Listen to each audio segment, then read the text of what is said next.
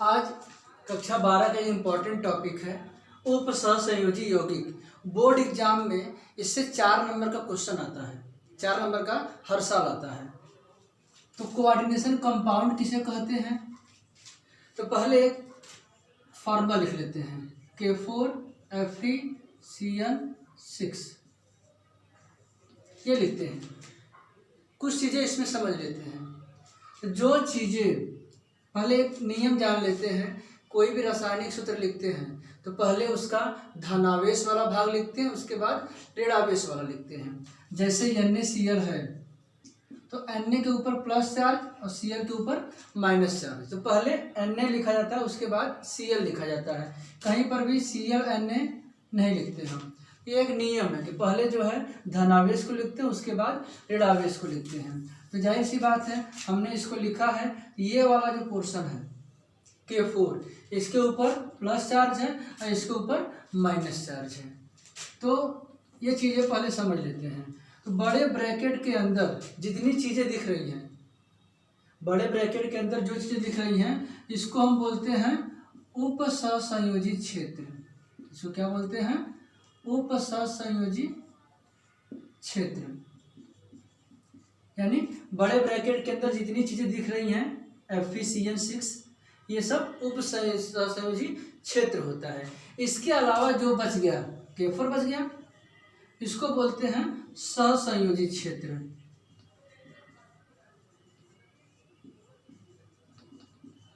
या इसी को बोलते हैं सह आयन क्षेत्र।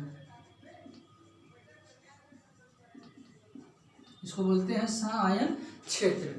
उपसहसंयोजी क्षेत्र के अलावा जो बच गया उसे सहसंयोजी क्षेत्र या सह आयन क्षेत्र कहते हैं। ये इधर भी हो सकता है। यदि इसी को हम FeCN6 इधर Cl कुछ करके लिख देते तो ये हमारा सह आयन हो जाता और ये हमारा उपसहसंयोजी क्षेत्र हो जाता। तो कहने का मतलब है कि बड़े ब्रैकेट के अलावा यानी उपसहसंयोजी क्षेत्र के अलावा जो क्षेत्र बचता है उसे हम सहसंयोजी क्षेत्र या सह आयन क्षेत्र कहते हैं। अब आते हैं उपसहसंयोजी क्षेत्र में। उपसहसंयोजी क्षेत्र में जो छोटे ब्रैकेट में होता है उसे लिगेंड कहते हैं। यानी उपसहसंयोजी क्षेत्र में जो पोर्शन होता है, जो छोटे ब्रैकेट में रखते हैं, उसको हम लिगेंड कहते हैं। लिगेंड किसे कहते हैं? उपसहसंयोजी क्षेत्र में धातु को, ये धातु है, इसको हम केंद्रीय धातु परमाणु कहते हैं। केंद्रीय धातु परमाणु, सेंट्रल मेटल एटम, CMA। तो उपसहसंयोजी क्षेत्र में जो तत्व या जो यौगिक केंद्रीय धातु परमाणु को इलेक्ट्रॉन त्यागता है, इलेक्ट्रॉन डोनेट करता है, उसे लिगेंड कहते हैं। लिगेंड किसे कहते हैं? उपसहसंयोजी क्षेत्र में जो यौगिक या जो तत्व केंद्रीय धातु परमाणु को इलेक्ट्रॉन देता है उसे लिगेंड कहा जाता है। लिगेंड कई बेस के आधार पर बांटा गया है, जिसमें 2 ले लेते हैं। पहले एक होता है आवेश के आधार पर,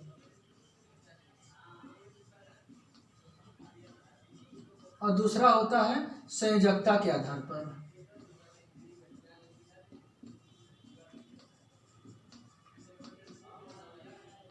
एक है आवेश के आधार पर लिगेंड के प्रकार और दूसरा होता है संयोजकता के आधार पर लिगेंड के प्रकार। ये दोनों क्वेश्चन बोर्ड एग्जाम में आ चुके हैं। एक बार आ चुका आवेश के आधार पर लिगेंड के प्रकार बताइए एग्जाम्पल से, और संयोजकता के आधार पे।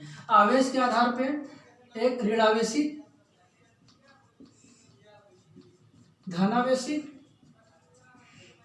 और उदासीन, ये 3 होते हैं। आवेश के आधार पर लिगेंड 3 प्रकार के, जिस लिगेंड के ऊपर ऋणावेश होता है उसको ऋणावेशी लिगेंड बोलते हैं। जैसे Cl-, F-, Br-, ये सब ऋणावेशित लिगेंड है। धनावेशित लिगेंड में NO+ है, नाइट्रोसोनियम आयन। उदासीन लिगेंड में क्या होता है कि उनके ऊपर कोई आवेश नहीं होता, लेकिन इलेक्ट्रॉन की अधिकता होती है और ये इलेक्ट्रॉन त्यागते हैं। जैसे H2O, NH3, ये सब उदासीन लिगेंड है। संयोजकता के आधार पर यदि वो एक दंती, दो दंती, त्रिदंती, चार दंती, बहुदंती, ये सब संयोजकता के आधार पे है। इतनी चीजें लिगेंड पे हो गई। लिगेंड किसे कहते हैं? तो केंद्रीय धातु परमाणु को जो तत्व या जो यौगिक इलेक्ट्रॉन डोनेट करते हैं उसे लिगेंड कहते हैं। आवेश के आधार पे ये 3 प्रकार के हैं, संयोजकता के आधार पे भी कई प्रकार के हैं। इसके बाद आते हैं केंद्रीय धातु परमाणु क्या होता है। तो उपसहसंयोजी क्षेत्र में एक धातु होता है जो लिगेंड से इलेक्ट्रॉन लेता है, जिसे केंद्रीय धातु परमाणु कहते हैं। ये चीजें कॉन्सेप्ट की थी। अब इसमें पूछता IUPAC नाम बताइए, कोऑर्डिनेशन कंपाउंड का IUPAC नाम। एग्जाम में 4 क्वेश्चन इसके आते हैं। इस तरह से 4 दे देंगे, कहेगा कि दिए गए यौगिक का IUPAC नाम लिखिए, या IUPAC नाम दे देगा, कहेगा कि इसका आप स्ट्रक्चर बनाइए। तो IUPAC नेम इसका कैसे लिखेंगे? इसका IUPAC नाम लिखने के लिए कोई बहुत कठिन काम नहीं, जैसे जैसे लिखा वैसे वैसे लिख देते हैं। तो पहले जो है पोटेशियम है, तो पहले पोटेशियम को लिखते हैं। तो हमेशा ध्यान देते हैं कि जो पहले लिखा है उसका नाम लिखेंगे। जो सह आयन क्षेत्र होता है इसकी संख्या कभी नहीं दर्शाते कितना है, बस नाम लिख देते हैं। तो ये K4 पोटेशियम है, लिख देंगे पोटेशियम, ये सह आयन का हो गया। अब बड़े ब्रैकेट के अंदर आते हैं तो पहले लिगेंड का नाम लिखते हैं, और लिगेंड का नाम जब लिखते हैं तो इसकी संख्या जितनी होती है वो दर्शाते हैं। 1 रहता है तो नहीं लिखते हैं, 2 रहता है तो डाई, 3 रहता है तो ट्राई, 5 रहता है तो पेंटा, 6 है तो हेक्सा। तो लिगेंड का नाम लिखेंगे तो पहले उसकी संख्या हेक्सा, 6 है क्या CN, CN का नाम होता है साइनो, साइनाइडो भी होता है, ये साइनो। अब इसके बाद ये तो हो गया। अब आते हैं धातु के नाम पे। धातु आपका है आयरन Fe। लेकिन एक चीज ध्यान देते हैं कि जब उपसहसंयोजी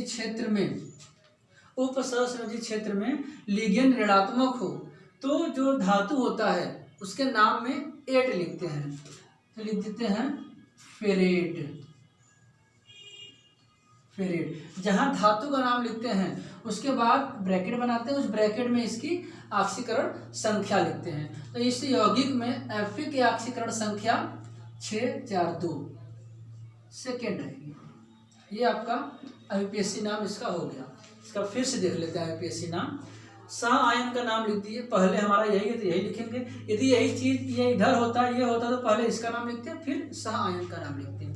पहले इसका है तो पोटेशियम, सह आयन का नाम जब लिखते हैं तो इसकी संख्या नहीं दर्शाते। ऐसा नहीं कि लिख देते पोटेशियम टेट्रा या टेट्रा पोटेशियम, ये नहीं लिखेंगे, केवल जो नाम है वो नाम लिखेंगे। पोटेशियम है तो पोटेशियम, सोडियम रहता तो सोडियम, मैग्नीशियम रहता तो मैग्नीशियम। तो पोटेशियम है तो पोटेशियम।